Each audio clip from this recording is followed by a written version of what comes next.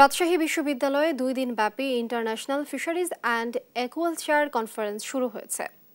শনিবার সিনেট ভবনে বিশ্ববিদ্যালয় ফিশারিজ অনুষদ এবং বাংলাদেশ ফিশারিজ রিসার্চ ফোরাম আয়োজিত সম্মেলনের উদ্বোধনী অধিবেশনে প্রধান অতিথি ছিলেন পল্লী উন্নয়ন ও সমবায় প্রতিমন্ত্রী আব্দুল ওয়াদুদ দারা। ২ দিনের এই সম্মেলনের সমাপনী ও পুরস্কার বিতরণ রোববার সন্ধ্যায়।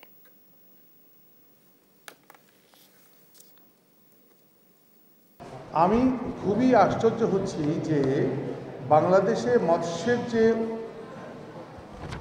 আপরাইট একটা অবস্থা, এটির জন্য বাংলাদেশের আমি প্রথমে ধন্যবাদ দিই এগ্রিকালচারিস্টদেরকে।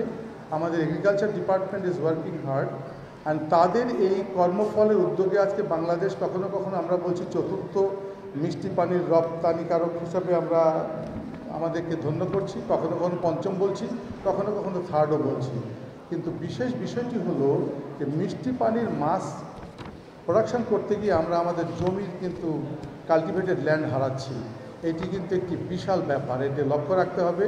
কারণ আমরা একটা প্রোটিনের জন্য আর যেন 5টি ইনগ্রেডিয়েন্টকে উপেক্ষা না করি, কারণ শুধু প্রোটিন আমাদের বাঁচিয়ে রাখবে না, এটা কিন্তু দেখতে হবে। সেই জন্য আমি ফিশারিজ ডিপার্টমেন্টকে অনুরোধ করব যে আপনারা এই বিষয়টিকে খুবই নজর দেবেন, যে যেন সমস্ত জমি যেন লাভের আশায় সব কিছু আবার শেষ না হয়ে যায়। আমাদের মূল বাঙালিদের যে খাদ্য, ধান, চাল, গম, ভুট্টা, আলু, এগুলো কিন্তু দরকার।